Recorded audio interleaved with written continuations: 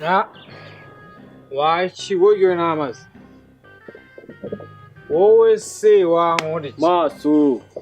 se we wabaye gute ubu tuka abantu bigendera ubundi buri kubabaza icyo ubundi wabaye iki yagiye ariko ngewe twagira ngo niwo pima inzagwa zo mu aka karere zose ubundi wowe ugeze maso banyweye ibiki ariko bikomeza kugenda tweka amambiri mu ntoki wowe ibintu buri kunywa ubona icyiza cyabyo ari iki ewe byihorera sibyo ngenzi impamvu ukuntu nose urabona hari umuntu nabangamiye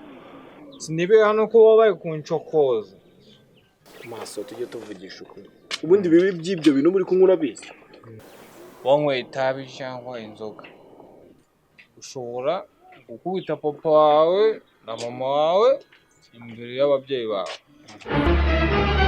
Oh no! Umva rero ngewe nubwo ari gutyo bimeze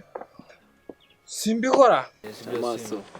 niba ubwenge bwawe buri ku kiyiko niba bucuramye